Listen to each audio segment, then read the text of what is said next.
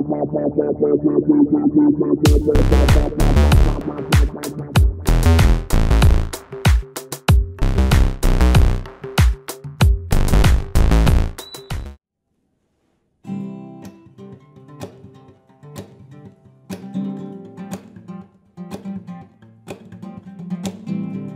alone in this hotel room, TV on, tuned into the news. And it's another day here in paradise.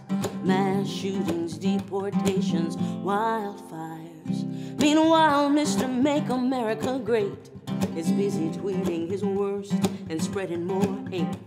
While some of us are so poor they can't afford shoes on their feet, while some other sweet baby starves to death in their sleep.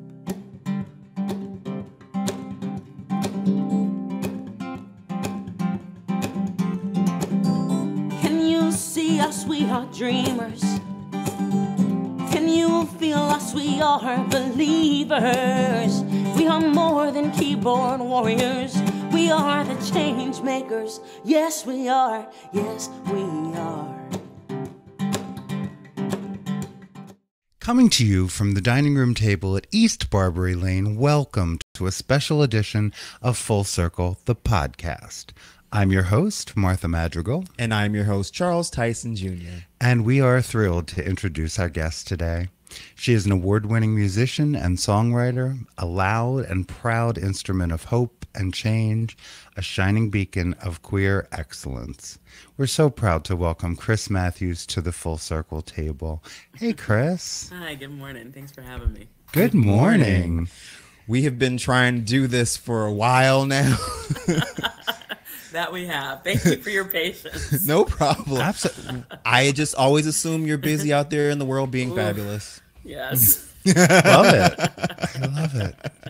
So you captivated us. The first time we saw Susan Warner, you opened the show. Yeah. And what I said about that show was, however long it was in total, it felt like 15 minutes. It really did. Just everything and everyone, and you just captivated us with your lyrics, with your energy, and I was like, oh, because you're amazing. It was a very cleansing experience. It was one of those things like, I didn't know that you were exactly what I needed until I got it. Yes. Thank you. I love that. That's so sweet. Yeah. And we listened to your album, Changemakers, twice through last night. Yes. So there's not a throwaway song in there. Not a I single feel one. like that. I feel like There that is too. not. We tried to make it a really great album, like start to finish. So I'm glad to know that you also felt that way. Oh yeah, you were like, what are all the things I want to get off my heart? These are all the things. Yep, that's it. That was exactly it. Yeah, somebody else can talk about whatever.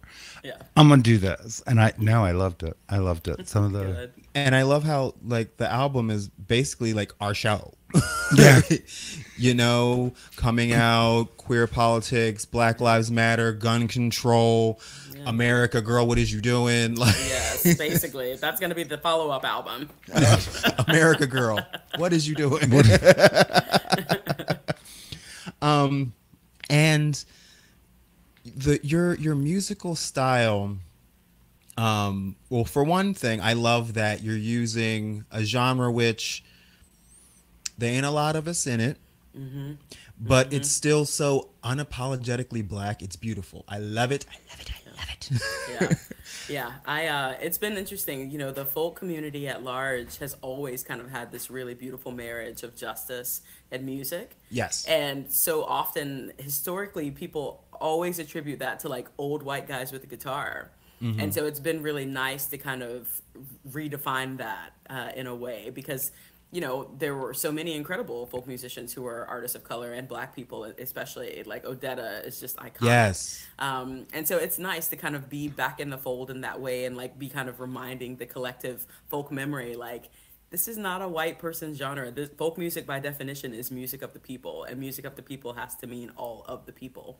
So yeah, it's been really great. The community has been so excited. They're just so happy that people my age are still singing about justice. So it's really nice. Yes, yes. Do you Yeah. mind if I ask what your age is? I do not mind at all. I would love to actually just have you guess because these cute little baby cheeks usually skew me a little younger. So, for science and because I'm secure, I'm going to let you guess first. Oh, I hate this game. It's I okay. was What's good for the figuring- goose is good for the gander. Oh, God. In my mind, I'm like, she can't be older than like 33.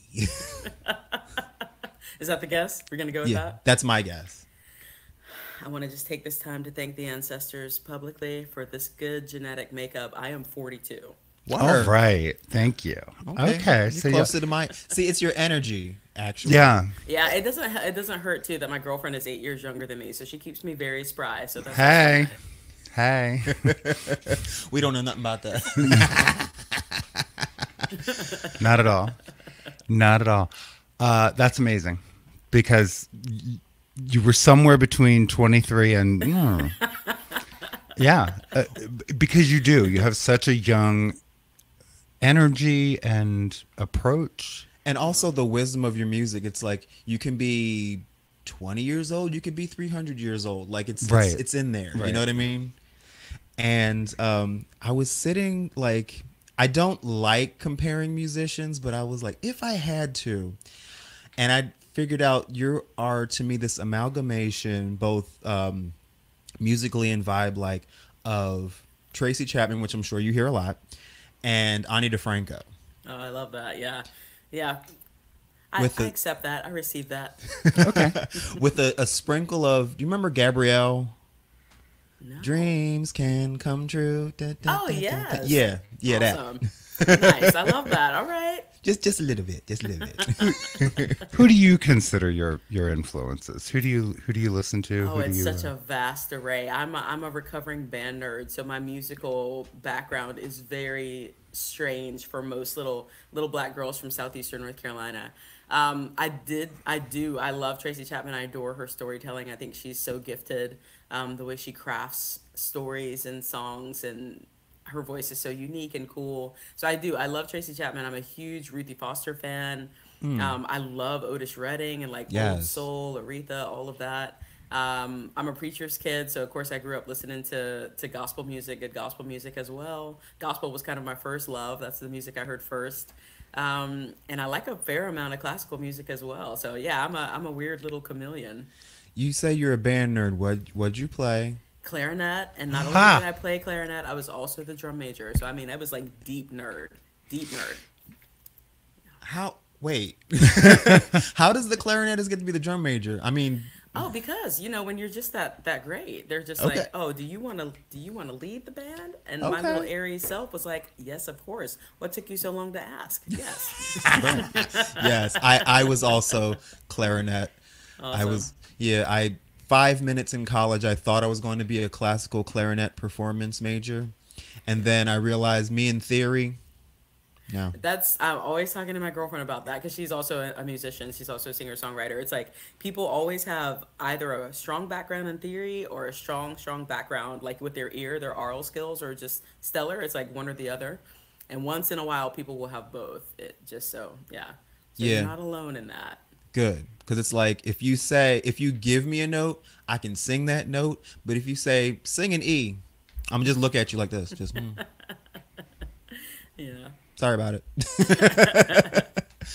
So, you are an award-winning singer-songwriter. I am. Yes. I am. Changemakers, the title track, just won Song of the Year at the International Folk Music Awards, which was so cool. Just like such an awesome moment for me as like an independent artist. I mean, I just got a manager like yesterday. I just announced that, but I mean, Congratulations. I've been thank you so much. But I've been indie like my whole career, except for like getting a booking agent 4 years ago or so, and only just now getting manager. So to be just like a one-woman army and to have that song make enough of an impact for my greater folk community to recognize it and honor it in that way and choose it as Song of the Year was just so incredibly humbling and just the best feeling. It was amazing. You definitely deserve it because your music, besides being, a quality product, it you feel things. That's Like good. several times, like the first time I listened to it, like I always like to listen to an album when I'm doing other things like the dishes or whatever so that I can, process it. Yeah. And so many times I'm washing dishes going, yes, yes. So that's good because that doesn't always happen. That's good. Yes, we love to see it. It's my friend Mary Gaucher has this beautiful quote where she says, "Music can be more than just entertainment if you need it to be." And so for me, so much of that album, especially, is about kind of helping people find their voice. It's such a scary time for so many people who don't check as many boxes as I check. Being black, a lesbian, a woman. To feel like they have the words or that they have the courage to kind of stand up in the face of seeing something that's not right with this world, but not really knowing how to navigate some of those difficult conversations. And so I try to think of those songs as kind of tools for them to use to kind of, maybe they don't know how to have a conversation, but they can send a song to somebody. So Right. yeah, it's really beautiful to know that they're doing that they're making people feel things and think about things. So thank you for sharing that. Yeah, and Martha, you said last night, I love how she uses all of her music to say something. Yeah. It's not just, we're out here having fun, throw your hands in the air, shake your ass, which there's a time and a place, Totally. but We need it to is keep the joy. refreshing. We have got to have the joy to keep our Yes. reserves ready to be out here marching in these streets. So I am all Thank for you. that new Beyonce album. Yes. But yeah, so this is a different thing, but yeah, I'm 100% support the music that doesn't necessarily do anything but just make you feel good, because that feeling good is what keeps you marching in these streets too. So, Right, because it's otherwise, what are we fighting for? yeah, exactly. So I want to talk a little bit about the music of the album, specifically, Changemakers. So many different topics, so many topical subjects on the album. One of the songs that really stood out to me was "How Many More." Yeah. The fact that there were enough names to populate an entire song. And not just an entire song, one of the longest songs on the album. Yeah. Yeah. Yeah. Yeah, once I realized what you were doing, I was like, wow. Yeah. Wow. Yeah. How is, like, being as though there's not a lot of people of color in the folk music genre, how have you been received, like, interpersonally, as a black queer woman? Overwhelmingly warm. I mean, the Good. the community is just so, the folk music is kind of like the Unitarians. Like, if genres of music were like church denominations, like the folk community would definitely be the Unitarians. Like, they're very justice centered, they're very welcoming. They definitely are trying to push this world towards a better place overall. And so, I am very authentically myself in any room. You know exactly who I am the moment I walk in there. And so for them, it hasn't been a thing. Like, as soon as I popped on the folk scene, they were just like, "Oh, it's a black lesbian, fantastic. What all instruments do you play?" So it's just like, they've always been wonderful. They've always been so supportive, so encouraging, and so that's been really nice to see. It's also been really powerful because even though they know that about themselves as a community, they also are kind of like the first ones to take themselves to task and kind of say, we how do we kind of get rid of this association that people only associate us with this? Because by and large, a lot of times the rooms that I play are overwhelmingly white. And so Right. they're like, how do we make people understand that this music is for them too? Like, that we want them here too. So it's a really great community to be a part of. They don't accept the fact that just because they're kind of better than some of the others, it doesn't mean they don't still have a lot of work to do. And I love that so much. So yeah, it's been a great community to be a part of. Fabulous, fabulous. And I also love that you are kind of a bridge between a lot of different worlds.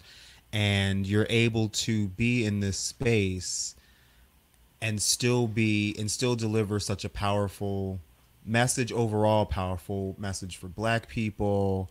Like, I love when you say Black Lives Matter, don't turn away. Yeah. Like, it's right, because for some reason when you say Black Lives Matter, people bristle, Yeah.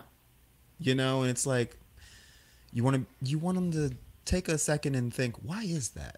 Yeah. What is it exactly. about those three words in that sequence That just make you so uncomfortable.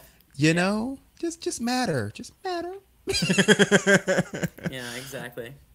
Yeah, and I Another will say just quickly about how many more that song. It actually was produced by my girlfriend Heather May. That's the one song on the entire album. She actually produced that song.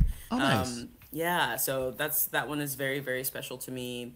For somebody, for her perspective, she's partnered with somebody who is Black and somebody who is butch presenting, and so a lot of times in quick passing, I'm just assumed that it's just a little Black boy running around, and so the violence that she worries about me meeting, that song was really really moving for her. It really was very very powerful for her, so it meant her help bring that song to life. Yeah. Fabulous. I find that interesting, and you talked about that. I'm sure you're going to get to the fact that there was a TED Talk, but that's one of the things that you mentioned, that, these are all the boxes I tick. Yeah. And it's one of the reasons we started this podcast, because, we've been together for 10 years. We've known each other for 20. Awesome. And we talk about this stuff all the time. We don't pretend we don't come from where we come from. We don't pretend that we've had a different life experience, and we don't pretend that what happened today didn't happen. And we kind of realized, we owned a bar together for 5 years. We realized these conversations are not typical. They're not,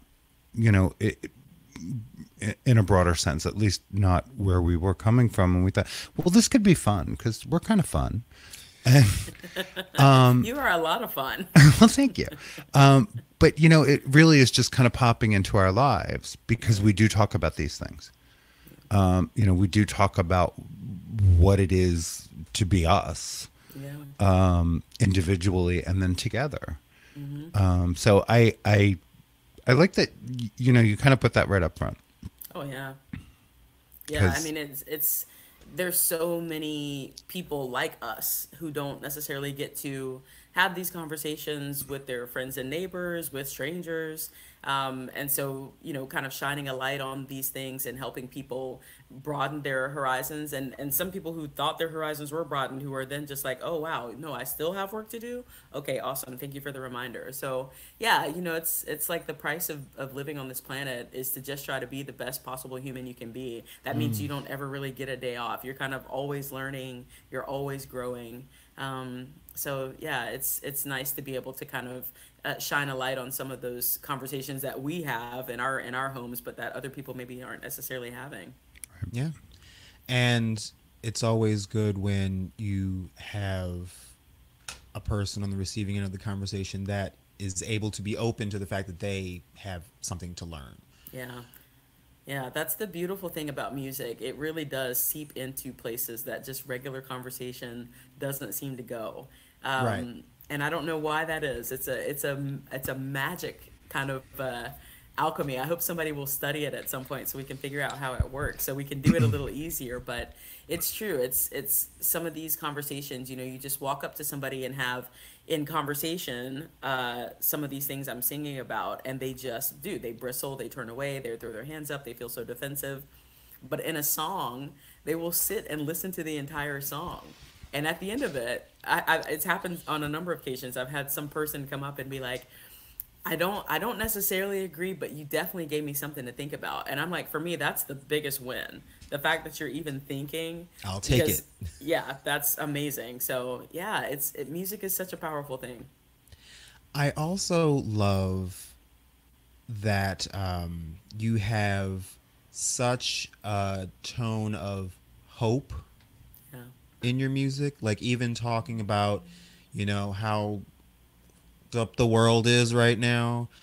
Like, you don't shy away from the reality of these situations, but there's still a tone of hope, which is refreshing, because it's so easy to get angry and just, you know, I hate everything and everyone.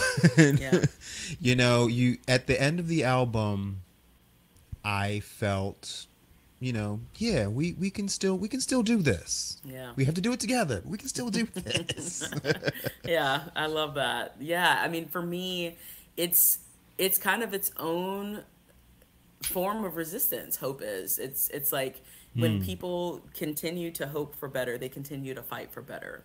And so it's really just a way to kind of help people not give up, because there's never been a moment that we as a society haven't met. You know, we saw the civil rights movement, we saw the way Black people were being treated in this country, and enough of us were mad about it that we organized and tried to do something to make it not be that way. Granted, we still have quite a ways to go, but we are certainly not where we were at the beginning of this country. And so it's always about hope. It's always hope and love. I always say when I'm playing shows, there's never been a time in this country that I am blessed enough to call home where the change that we see come into existence isn't because someone loves somebody else enough to insist on better. It's always hope and love. Every bit of change we have ever seen as a country is always because of hope and love. Always. That's so refreshing, because, you know, I spend a lot of time on social media, which is a sewer. And and I noticed a few years ago, like, my brain space was starting to change, because I have always been a huge proponent of, you know, meeting as many different kinds of people as I possibly can in the world, and having as many different kinds of relationships, and we're all in this together, and we're all one people. And then somewhere around 2008, you know, like, when you know, social media really became that sewer, I think it really started to be like, fucking white people, you know, and like it's like, I didn't used to be like that. So it's just refreshing to have that feeling of hope and positivity and back in my brain. You know, it's, I always try to hold on to it, but damn. Oh, I know. It is hard. They test us, don't they? But yeah, it's that's one of the other really powerful things I love about the song that you were talking about, the Black Lives Matter song, We Must Be Free, is I have never once performed that song in a space that wasn't almost entirely white. And so to know that there are just hordes of white people in America who have no problem singing that song, singing it in 4-part harmony. They're doing their best. They're clapping on 2 and 4, like they are in it. It is so powerful. And so for Black people to know that, like, to be able to see the person, the one or two, like, people of color who are in a room and who are probably, the moment they hear those first words, thinking, oh my God, is she going to be safe singing this song up in here? And to then see the entire room in surround sound singing that together in community. It is like, I get emotional just even thinking about the experience of those people of color being in the room, feeling that and seeing that. It's such a powerful thing, because it's so easy for us to mistake the loudest voices in the room as the majority, when often it's not the case. They're just the loudest. They are not the majority. They're not indicative of what the majority of people think or feel or believe.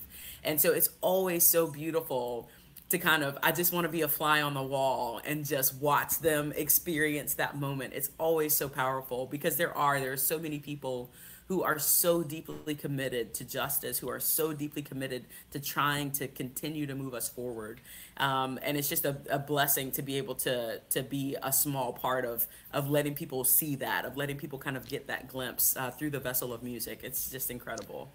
Yes. Yeah, I love to talk about, like, when I grew up in this little town in New Jersey, it was a Republican town. It was a very Republican town. but they weren't today's Republicans. Yeah. In terms of who was loudest, it wasn't like that at all. I didn't know who was what. You know, they wanted low taxes and leave me alone. Yeah. And that, like, okay, that resonates with a lot of people. Yesterday, as I was reading the news out of Kansas, I said, this is what I actually believe. And you know what I'm talking about, right? It was on the ballot in Kansas whether or not there would be a constitutional amendment, you know, making abortion illegal. And Kansas said, hell no. This very red state stood up and said, absolutely not. Yeah. So And essentially, you know why? It's because they know they're having sex too. They Exactly. like to pretend that they're not, but when it comes down to the pedal, they're like, Right. oh, yeah, we don't want to get Well, caught up either. but that's Right. the thing. You know, I think there's such a disconnect, at least on that side of the aisle, that between reality Yeah. and these things that are being pushed. And of course, I'm hyper aware of all of the anti-trans legislation that's happening across the country. Yeah. And, you know, women's rights or trans rights are human rights as far as I'm concerned. Absolutely. You know, but it was heartening yesterday. Yeah. Because that's what I actually believe. When you sit and have a conversation with someone in a red state or a blue state or a purple state, it's a much calmer, more open dialogue than this back and forth. Yeah. That isn't really a back and forth. So I think that's, you know, music does still permeate where words are just slapping against each other Yeah. between Yeah. people. That's the thing, between people, like that's it at its core. It's like we're all built the exact same way. We all have the same capacity for empathy. Our hearts all work the exact same way. So when we find ourselves in these situations with these people who are just so opposed, so polarly at the opposite end of the spectrum, you know, it's just a matter of trying to engage them, trying to figure out how you can meet them where they are. What is their lived experience that makes them so opposed to this thing? It's like we're literally cut from the same cloth. So it can't be possible that you can't see where I'm coming from. You maybe won't, but it's not possible that you can't. And Right. so, yeah, it is. I love that. Just between people, that I might have to jot that down. Okay. That might end up being a song. That's, yeah. I mean, because that's Hey. it. Like at its core, that's all it is. It's just people coming together and trying to meet each other at their own humanity. Right, and it's like the arguments are so like, why are we like, I look at feminism the same way I look at Black Lives Matter. Black Lives Matter. Just matter. A feminist believes that men and women are equal. Right. Just equal. what's the argument? What is the argument? Well, they used to. It's not always the case now. Well, You know, it's not always the case. And you know, I wrote a piece recently that I think there are two sources, and one is fear and one is love. I mean, I really do believe everything kind of comes from one place or the other. Oh, yeah. And, you know, because fear is behind anger, is behind. And, yeah, the last piece I wrote, you know, I said, this is all happening. And yet I know love wins. Yeah. I know that. Yeah. I'm not always sure how we get there. that's the thing. And I caution everyone to stay out of the comments section on the way, Oh, because boy. that will hurt your feelings. Yeah, for sure. That will hurt your Gotta feelings. Gotta have some thick skin these days. That's for sure. Oh. If you're engaging in social justice discourse on the internet, you definitely have to have some thick skin, because people, they let the nastiest parts of themselves fly freely because they aren't forced to look into somebody's eyes. It's very difficult to throw that kind of hurt and Yeah. vitriol at another human that you're looking at eye to eye. That But part. when you never have to see them, you never have to see the impact that your words are having on them. People just do their level worst. Yeah. Which is unfortunate. Yeah, we become disconnected. Yeah. I think it's interesting. I have a little experience here, I'm sure not the same, but that you're a preacher's kid. Yep. And Yep, today's the Rev's birthday. Actually, I have to call her after this and tell her happy birthday. okay. Happy birthday. Okay. Happy birthday, Rev. Religion is one of the hardest things the queer community wrestles with. Yeah. Just across all of our letters. A lot of us who grew up in church, who grew up with this sense of community and family, and found out not you. Yeah. There's a lot of pain out there. Definitely. What was the journey for you? Oh, what a journey it's been. It's still a journey. Okay. So I came out when I was 18, and coming out at 18 in 1998 in southeastern North Carolina with a preacher for a mom, it was everything that you immediately assume it was. It was absolute horror. I think I spent my entire senior year of high school, I barely lived at home. The girl I was dating at the time, she moved to North Carolina from California, of course. So she was like super progressive. Her parents were incredible. Her mom, I still call mom to this day, because she really saved me. I mean, I don't know that I would have made it out of that town if she had not been advocating for me and constantly reminding me that there was nothing wrong with me, that there were plenty of people in the world just like me. They just didn't live in this very, very, very tiny town in the middle of nowhere. And, the journey that my mom and I have been on, it really has. It has been an arc, but the place that we are at now, we have an incredible relationship, and that's been true for quite some time. She came to my wedding when I married my now ex-wife, but mom was right there in the front, and dad was there too, and it's been a journey. And so, I don't ever wish that we did not have the journey that we have had, because it has made us who we are today. And it also has been an important vessel for sharing a story with young people who don't always believe that it gets better is an actual real thing. So often we hear that slogan and think it's just lip service to try to keep people encouraged. But no, I literally lived it. It literally does. And so, yeah, coming out was crazy, crazy hard. The first 4 or 5 years of being out were crazy, crazy hard. I spent so little time at home. I spent so little time with my family.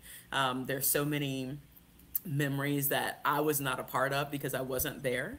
But where we are now, they adore Heather. She has come home with me.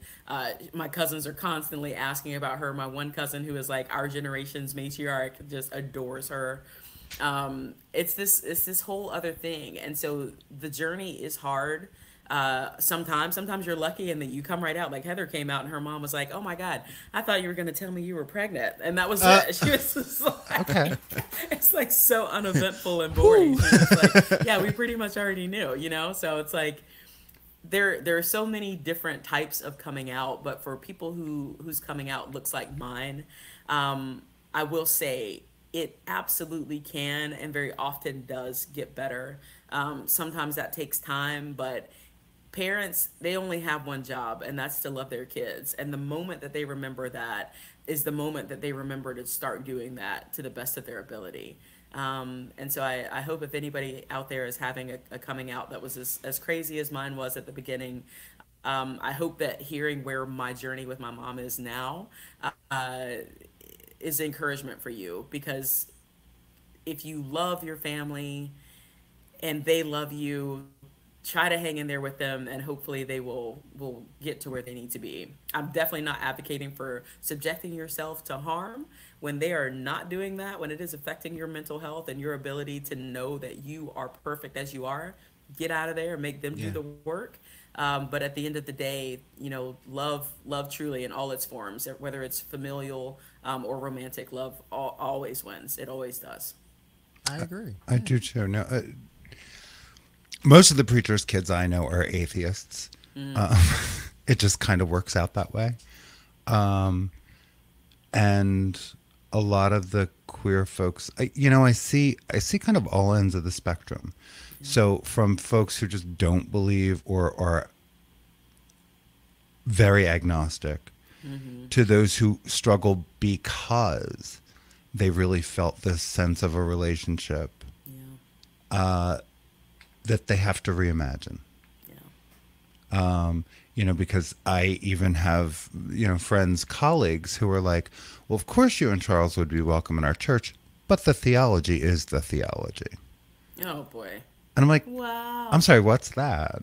Like, what's that? It's like, were we reading the same book? Because yeah, it's the thing that fascinates me so much about Christians is they have the audacity to call the religion Christianity, which by name and definition is truly just to be a follower of Christ, just to emulate that love, just to emulate the way that Jesus walked through the world.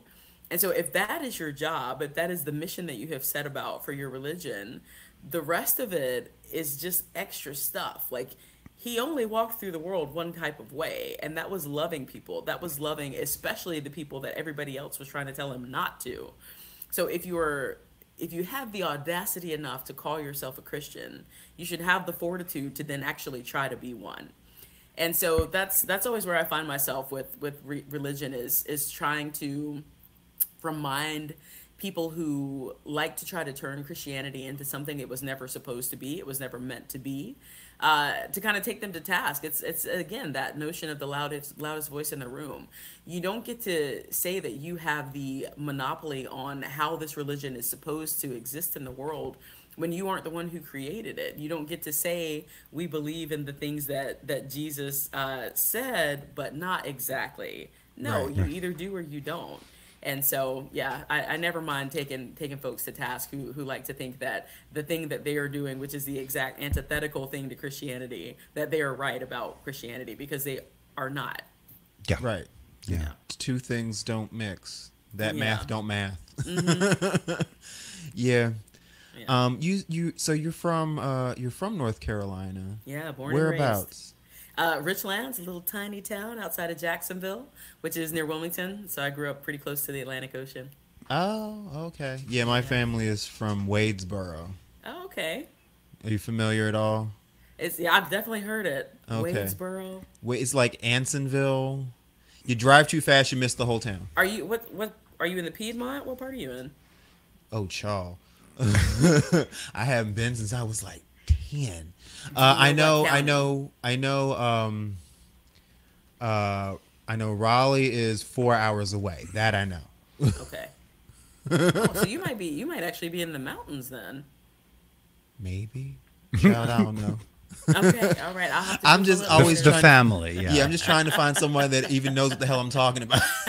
They made those trips from West Philadelphia. Yes. Oh wow. When he was a child. I remember we'd get in the car and can't see in the morning.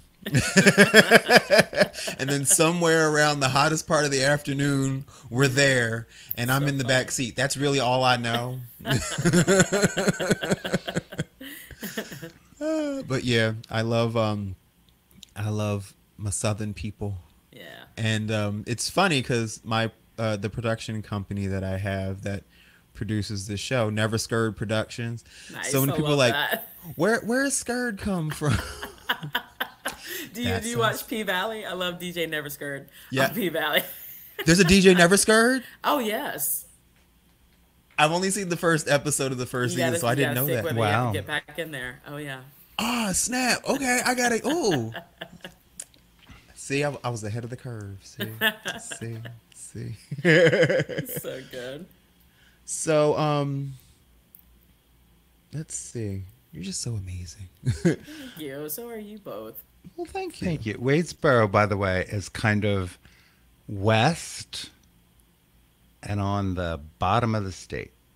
So Right, not sort too of far right- from Asheville. Dead center. Yeah, it's Yes. Yeah. It's near Asheville. Yeah. Okay. Anson County. Yes. Mm-hmm. Yeah, I do remember we were going for a little drive, and we started on one end, and next thing I knew, we were at the other end. And I was Yeah. like, wow, that's it? Yeah. Like you give- North Carolina is such a long state because of that really skinny part all the way in the west. It's a long crossing to get fully across the state. Right. Yeah, and literally, like, you give someone directions. It's like, okay, when you see the dog laying on the corner, make a left. And the Yep. dog will be there.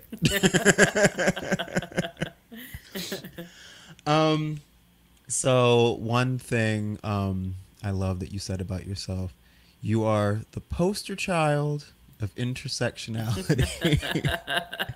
Yeah, I mean, it's Yeah, we do that. I can relate. yes, exactly. You know, it's a blessing in a way, really, to be able to have empathy for so many different communities' struggles, because I'm a part of so many different communities, and so when I see uh, white feminists not necessarily knowing how to better advocate for Black people, it's an easy conversation for me to have because I am also Black. When I see LGBTQ people not advocating enough for Black people, I'm able to talk to them because I'm also a lesbian. So it's an interesting thing to check all of these boxes, but I think it has served me well in kind of constantly giving me the ability to be empathetic. And so much of what is at the heart of figuring out who needs help, who needs their voice amplified, is that bit of empathy, is being able to kind of put yourself in somebody else's shoes or either fully witness the struggle that they're going through, and have empathy for it and try to see what you can do to kind of uplift or try to help bring attention. But yeah, that intersectional bit, it's fascinating. There's so many of us who are in a marginalized community who so often forget to also be allies for somebody else. We kind of think that just because we are having a struggle, just because we have it hard, that somehow supersedes other people who are also having it hard. And that's not the way it works. You don't get the day off or the year off just because you're in a marginalized community. We all deserve to be happy. We all deserve to be living our fullest lives. Right. And so it's been a blessing to be able to kind of remind various bits of my community to still advocate for other parts of my community. Because sometimes we really do forget that. We think, I've got it hard. Yes, it's a yes and. Yes, Right. you have it hard, and so do they. Which is where my being polyamorous comes into play with my politics. I think I can contain multitudes because Right. I'm often containing multitudes. So yes, it's a yes and. It's a yes and. It Yeah. really is. And, it's an awkward phrase, but I use it because I haven't found a better one. But, the game I don't choose to play I is the oppression Olympics. It's Love like, that. I do think we need to hold one another in empathy. Yeah. But what kind of competition is that? Yeah. We should be listening to one another. A lot of folks, there will always be someone who has it worse. And there will be people who have it better by virtue of, these institutions. And we've got to reimagine all of it. Yeah. But that's my yes. And it's like, I hear you. And I want you to speak for yourself. Yeah. Because within each, right, there are so many different identities within each segment of the queer community. Within, Exactly. Charles grew up with a white mother and a Black father. Yeah. The two families kind of at war, the two families trying to figure one another out. Yeah. And where is it that he gets to stand? Exactly. Because if you ask the individual communities, they both say, not here. Right. Wow. Well, yeah, I get it. A lot. People are like, specifically white folks are like, well, why do you say you're Black if you're half white? And I'm like, well, because when I walk out the door Right. and the cops show up, Exactly. Yeah. They don't see that side of me. They only see the Black side. right? Yeah, exactly. So it's like, I'm just cutting to the chase. Yeah. Y'all define this way. Exactly. Yeah, I think Right. there probably is a law still on the book about that one drop. So yeah. Right. Oh, I'm sure somewhere. Yeah. Yeah. That wasn't scrubbed everywhere.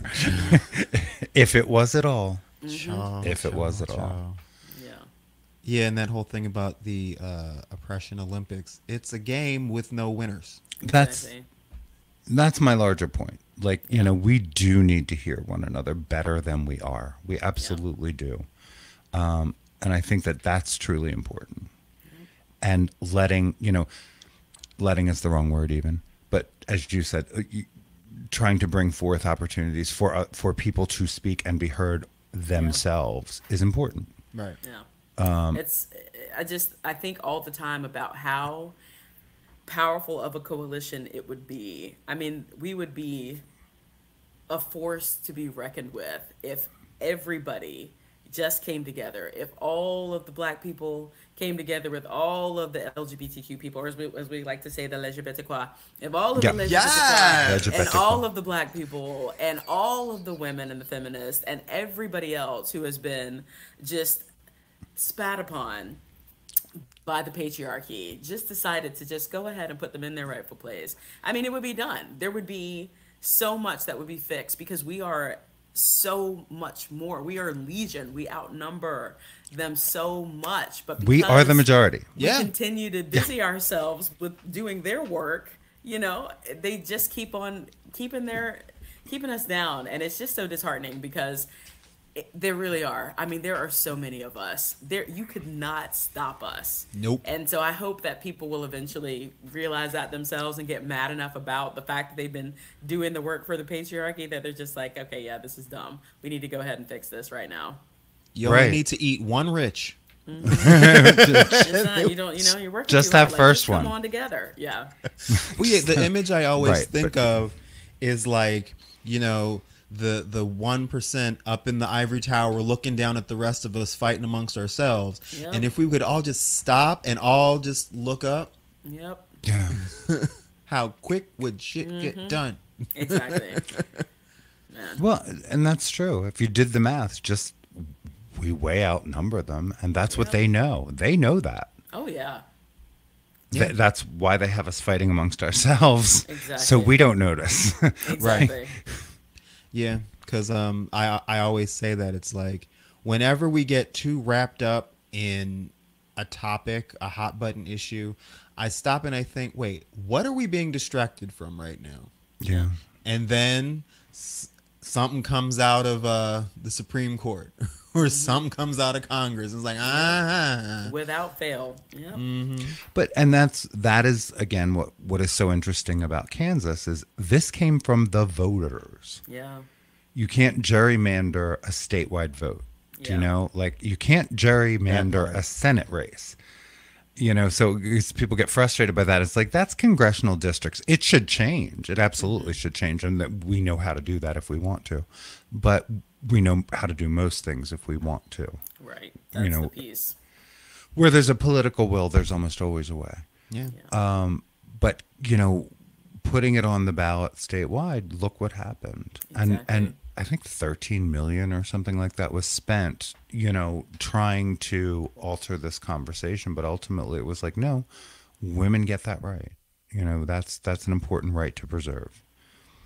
Because it's bodily autonomy. It's privacy. It's like, Right. you don't like them, don't have one. But hey. Yeah.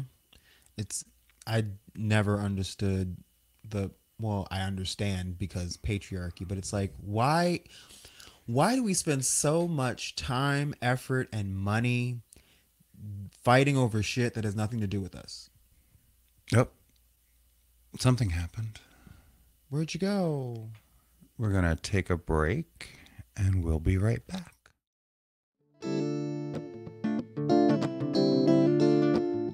They say that freedom is a constant struggle. They say that freedom is a constant struggle. They say that freedom is a constant struggle. Oh Lord, we've struggled so long. We must be free. We must be free. Black lives matter. Oh yes, they do. And yes, of course, all lives do too. But they don't see me the way they see you.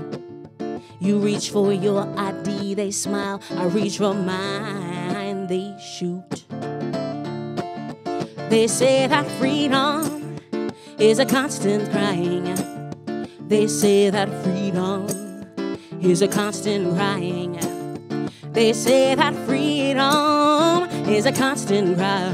Oh Lord, we've cried so long. We must be free. We must be free.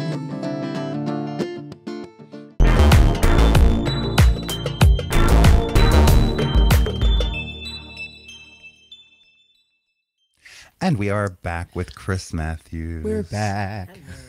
We had a bit of a technical thing, so we took a break. Just but little way. We're back.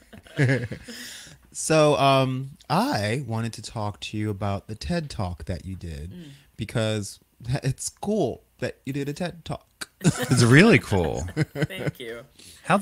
First of all, how'd that come about? Yes. As most things in my life come about, just very serendipitously. So I was living in this town in Northern Virginia and was just part of this like art crawl that they were having, and just playing random songs. And this guy walked by and heard me singing one of my songs and was just like, "Okay, do you live here?"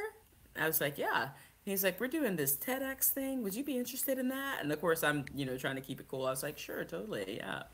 He's like, "This is what it's about," and I'm like, "Man, that is literally what I'd like to do." So yes, that would be amazing. So it just sheer serendipity, just in the right place at the right time, and that was it.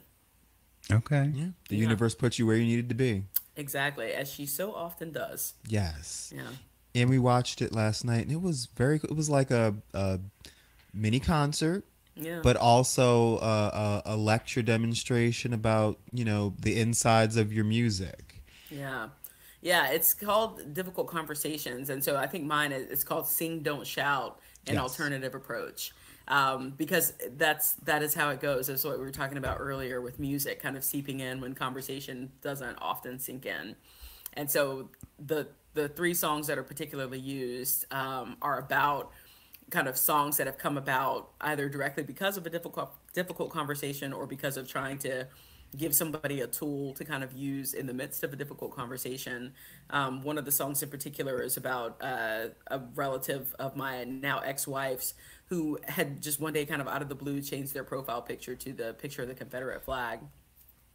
And the song that I wrote because of that experience of trying to like have a conversation with him about, hey, why'd you do that? Like, Right. you know me and I know you. So like, what in the world? What is that about?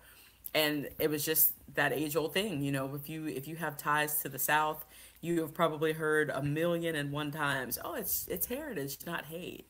And it's like, that's all fine and good, probably in a lot of places that aren't America. But in America, if you are white and have roots in this country, that heritage most definitely intersects somewhere with slavery in some capacity. It's impossible. Statistically, it's just impossible to not have generational roots in this country that date back that far and to not have been impacted in some way, shape, or form. Correct. Because by slavery. And so, sure enough, this kid, he's young, and kids, they always think they know more than they do. I think all of us do. I don't think we ever grow out of that, unfortunately. Wow. But, he was just so sure. Oh, it's just heritage, not hate. And so, of course, in my being me, I'm just like, okay, well, if you think that's what it is, what is your heritage? Do you know? And people just love to get real lippy until they know that somebody is an Ancestry.com nerd. And then it's just like, I'm just going to fact check you on that heritage. Let's just dig in. And sure enough, it's like this whole line of his family that not only was involved with slavery, but literally drove the slave ship. Wow. Literally captained a slave ship. And not only did they do that, 2 years after it was illegal for that to be done, they continued to, because they were making so much money and were trying to make a name for themselves and put down roots for their own family. So it's like, okay, well, yeah, totally. Heritage, not hate. Thank you for that. Here we go. Talk about bringing receipts. So that's how the song One and the Same was born, because of that. Nice. Oh, yes. I love receipts. I worked for retail for a long time. That's incredible. You had time that day. That's incredible. We had a friend, I sure did. a white woman who is lovely and a dancer, and she really upset her mother because she did a DNA test and found out that they're like, I don't know, like 95% Norwegian or something. Yeah. And her mother was like, "Why are you doing this to us? We're Polish." You're messing it up for the rest of us. Oh yeah, people, it's hard to let go of that family lore. It is very hard to let go of that family lore sometimes. See, it would fascinate me to find out, just because, like, my mother is Hungarian, like everybody came from Hungary on Wow. both sides of her family. Wow. But how they got to Hungary is another story. Do you know what I mean? Like, I don't Yeah. know anything beyond that. Yeah. But she was like, no, I'm just Hungarian. You know, where my father knew he was a little bit of everything. And who knows? Exactly. So, yeah, Yeah. I think I'm like constantly joking with Heather because her family, a part of her family lives in Sweden, and I actually have Swedish in me. So I'm like constantly joking with her. It's just like, I'm more Swedish than you are. You know, I feel like I should have a better seat on the plane flying over than you do. You know? right. It's just like, you Right. just don't know what your ancestry is actually going to be. You don't know all those pieces of yourself until you get a chance to actually look at them. And it's fascinating. It's rarely ever what you think it is or what your family Laura has told you that it is. Yeah. Yeah. I like chocolate and I'm always on time. What?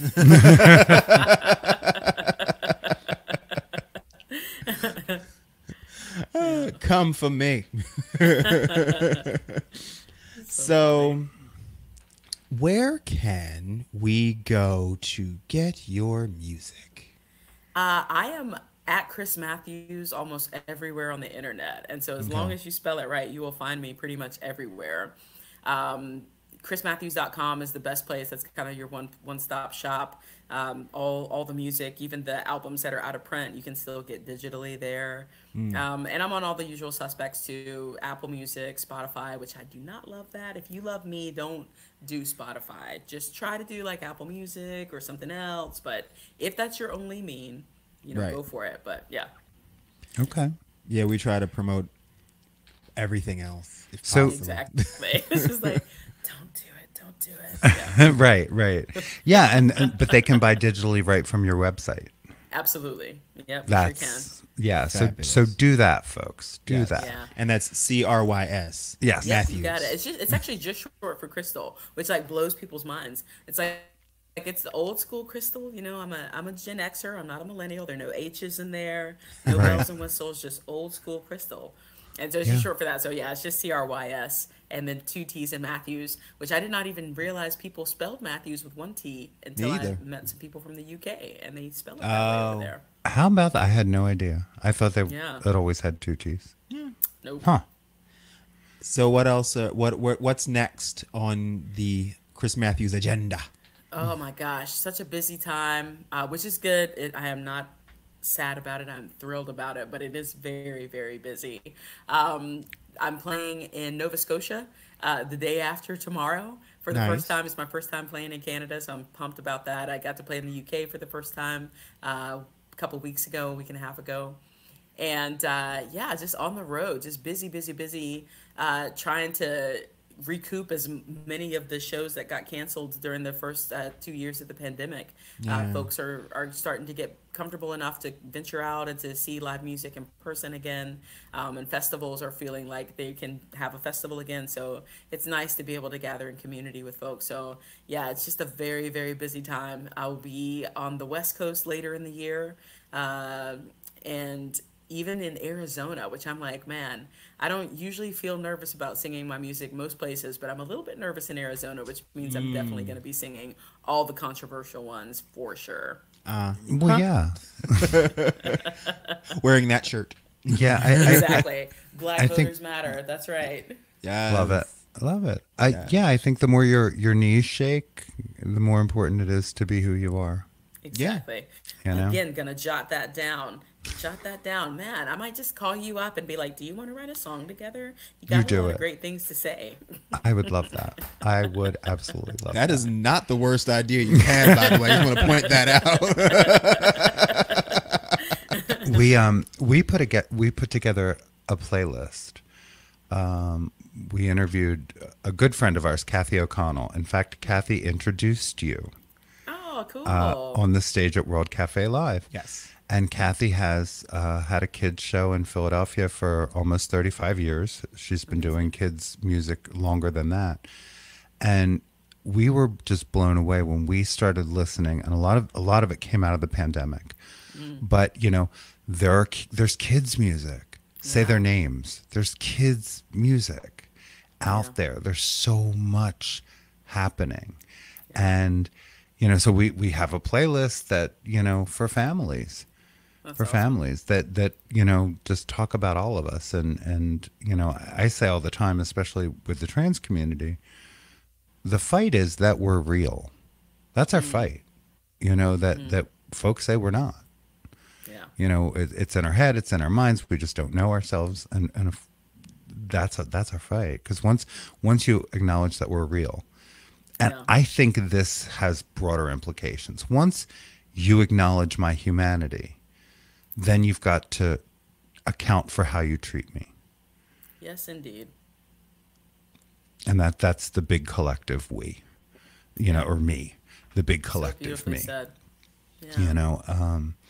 And that's really our fight right now, and it's an uphill one, but hey. So you're in Maine right now, Massachusetts tomorrow, and then Nova Massachusetts Scotia tonight, and then another part of Massachusetts tomorrow. Yeah, I'm driving to Boston tonight to play in Cambridge, Massachusetts tonight. Oh, wow. Harwich, Massachusetts tomorrow. Nova Scotia the day after that. Then That's off incredible. to Michigan. Yeah, yeah. It's just a busy time. Booked and blessed. Yeah. Yes, exactly. How did you spend the pandemic? I mean, so many wow. artists struggled so hard. Yeah, it was a scary time, but I have to say, being partnered with another artist who is just so brilliant and just so good at what she does. Heather May is a social justice singer-songwriter. She's my partner on and off stage, in addition to being her own phenomenal songwriter and artist herself. As soon as we got our first several cancellations, she was like, there's no way we aren't going to be able to perform online. So what is that going to look like? Like, what's the best camera we can get?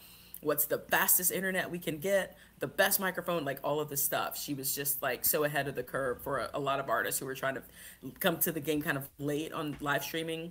Within the first couple of weeks and months, she had our setup and we were ready to go. We started having weekly get-togethers with our fans and friends, live streaming, and they literally got us through the pandemic because we didn't get any unemployment whatsoever. We lived in DC at the time, and even though we were technically supposed to, we never did. And so our fans literally saved us and took care of us and made sure we had everything that we needed throughout the pandemic. And so we just sang and kept our sanity. We gave them a space to gather and keep their sanity. We wrote songs together. We wrote a beautiful song together called 6 Feet Apart. Yes. And then put out an album. So yeah, she was our rock. She literally made sure our family was okay during the pandemic. Beautiful. I think that was I think it was a test for a lot of people, but it's like, all right, we survived that, in an apartment. We spent most of it together in the apartment over our closed bar with no outdoor space. And, we didn't kill each other. Right. Yeah. we had a lot of good conversation. We had a lot of, Yes. but it was like, okay, we can do anything. Yeah. Yeah. I always joke at the shows now. It's just like the pandemic was kind of like the great culling for relationships. Like you either found out you were definitely with your person trapped in that space, or you found out you were definitely not with your person. Right. Yep. Right. Yeah. I think it's true. Yeah. It was tough. There was, it's interesting. It's an interesting thing. Cause I talk to trans folk all the time, and a whole lot of us came out during the pandemic. Amazing. And, and it's like, no, there aren't more. Yeah. We just, a lot of us just came to that place where we said, what am I doing? Right. It's a global pandemic. I'm trying to live authentically. Right. So this is happening. Right. And when everything is stripped away, for some folks, it was a gift. For us, it really was a gift to really think about, do we want to be bar owners? And we fought so long and so hard to hold on to that because it was an art space and a music space and a frequently queer space, and which means it never made any money. Exactly. So yes. Talking to a folk singer, I get it. Yeah. So it was like, how long do we do this? Yeah. And and the pandemic really kind of took it out of our hands. You know, it was like this, there was just no other way. You know, even with the money that was available, it wasn't enough. It wasn't timely. It wasn't. But we're in a place that's better. That's good. You know, so, and like I said, I talked to a whole lot of trans people who are like, yeah, I just had to say, here I am. Just had to say it. Well, because you realize in that moment how short life actually is. Yeah. Yeah. You know. Yes, indeed. If not now, Yeah, then if not when? now, when? Yeah. You, when was your TED Talk? How long ago was that? Gosh, I feel like that was 2018. Okay. It was either 2017 or 2018. You It was talked. definitely post 2016 because I was singing a song about he who shall not be named. So Yes. that's how I know when Orange it at least Voldemort. was. Yeah. Exactly. Yeah, I try not to. You talked about, I think, thinking about becoming a mother. Yeah. Has that happened, or is that still something It has you? not. It has not. The universe is she is a feisty minx, I tell you. Yeah. My ex-wife and I were actually in the process of trying to become inseminated, and it was like the perfect time to do that, and it never took. And I was kind of starting to kind of get into my head about it, and then we got divorced, and I was like, I am so grateful that there is not a child in the middle of this chaos that we were going through. So truly, when I am a firm believer in all things work together for good. So Yep. no, I am not a mom yet. But hopefully in the next couple of years, we'll start trying for our little family. So we will see, to be determined. Okay. You'll be a kick-ass mom, I think. I feel like that too. Yeah, I think so. I raised two children. My youngest is 28. Do that That's math. awesome. That's so awesome. But yeah, I feel like, and this is probably true for you, I have kids all over the place. You know, I have a queer family of young folks and you know, everywhere. Yeah. And sometimes I think, yeah, the universe sort of tells us what our role is or what it's going to be. And, you know, I wouldn't trade 1 minute of raising my children. I mean, I did that very intentionally and gave it everything I had. You know, and I absolutely understand the desire to do that. And I also, now it's like, well, I'm going to be everybody's mom. Yeah. So Aunt good. Martha. That's Aunt right. Martha. Yeah. Yeah. And it works out. It works out. So That's awesome. I was going to ask you, what's one of your favorite touring moments? Ooh, gosh. Well, there have been so many. I have to say, probably actually the night that we met, getting to sing with Susan. She is just so talented. It is crazy to me. She is just, the way her mind works as a musician is just incredible. And she's such a phenomenal lyricist. She's just so clever. Yeah, getting to sing with her and play with her and have all of you singing along with us. That was actually a pretty cool night. That was pretty awesome. And in fact, to be at World Cafe, which has been on my bucket list for a long time, and to have never played there, that was my very first time playing there. So it was very special. So that was actually a really special night, the night that we met. it was. It really was. It was magic. It was And magic. then I all but tackled you. Hi! I want to buy a CD and I want you to be on our show. Perfect. I was like, absolutely. Well, yeah.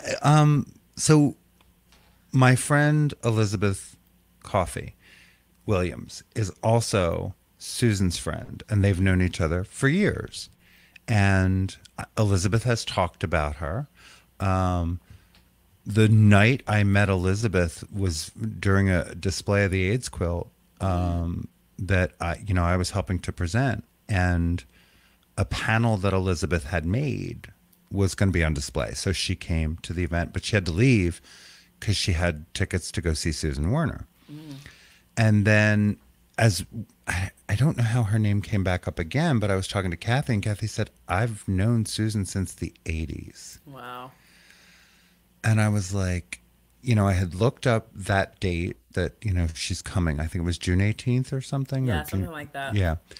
And I'd really love to talk to her before she comes. And then I just forgot. Like we've been busy. So much has been on our plate. Yeah.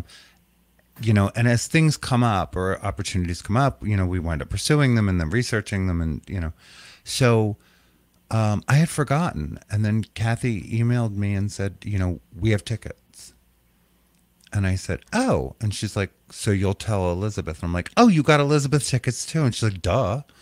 So we all got to go. And by the time I arrived, Kathy had been backstage with Susan for however long and was going to introduce y'all. And, she's like, yeah, that podcast thing, it's happening. It's like, okay, this is really fun, That's awesome. because there's so much love. These are two women I owe my life to. That's awesome. and love so much. And they love Susan so much. It was like, you're just one of those friends I haven't met yet. Yeah. And that's kind of how we felt with your spirit too. It was like the second you were on stage, it was like, oh wow, oh did you hear that? Oh wow, because the lyrics do resonate. It's just the and not just the lyrics, but really your soul comes across I appreciate that. so strongly on Thank stage. you. Yeah, That's awesome. That's the best show I've seen in a very, very Yes, long it time. was. Top Thank to you bottom. so much. Yeah, and Top to it bottom. may be the first indoor show we attended together since the pandemic. Yeah, I mean, well, we went. Yeah, Live sing along. Sound of music don't count. No, live music. Yeah, because Kathy hosts that, so we did go to that. But I think that was our first indoor live music since the pandemic, and it was phenomenal. It was so that's good. So great. Yeah, It you was guys so did great. that. Yeah. So we hope that you'll be back Yeah, in Philadelphia Definitely. sooner I'll than be at the later. Philadelphia Folk Festival actually in a week. 2 Oh weeks. wow, Very soon. I'll be back in Philly very soon. you're at the folk Fabulous. festival. That's amazing. I am. Yeah. I love it. Fabulous, I as love you it. should be. Okay, I have never attended. Oh, it's so fun. I have heard things. Again, Elizabeth was a volunteer there for many years, and Kathy, I know used to host things. I'm not sure they do as much kids music anymore. I don't know. Yeah, still, because folk festival goers still bring their kids. So yeah, there's always a pretty good amount of family music there. Okay, Makes yeah. sense. But I know that they have both been involved in the past. But I also know it's like hot and sweaty and kind of out in the middle of a field. Yes, that is also true. But there are ways to attend and still be extra fabulous. So Are there? yes, I'll have to figure that out. yes, Glamping, as it Yes. were. Exactly. part. As somebody who predominantly dates and is partnered with femmes, they only will go glamping. So yes, Yeah, I've become I'm very good at that. I'm familiar. That's the only way I'm you'll get me familiar, to yeah. be outside. Yeah, it's this one too. Yeah, he makes it easy because he's not trying to go. Yeah, Good. Because otherwise, if I'm sleeping on the ground, that means something went wrong. Oh, right. yes. Oh, yes, those were not my intentions. No. No, Yeah. no. So that's Okay. exciting. So Heather's going to be with you, or is I think she will. She's in the middle of writing her her next album right now. So she kind of pops in and out of the road with me. She's with me right now, and so she'll be with Great. me for these next few shows. I think she will be with me at Philly. I'm pretty sure. I'm gonna try really hard to sweet talk her into being with me for it. So yeah. Nice. that's awesome. nice. Yeah. That's awesome. Well, thank you so much for Oh, it's been joining such a us. pleasure. Such This a is pleasure. exciting. Now, we may as well plug her as well. Does Heather also have a website? Yep, Heather May, and it's MAE, heathermaymusic.com. And yeah, Fiery Little Ginger. She's got an awesome song called Warrior. You're My Favorite is one of her anthems. Like she really is a mental health advocate.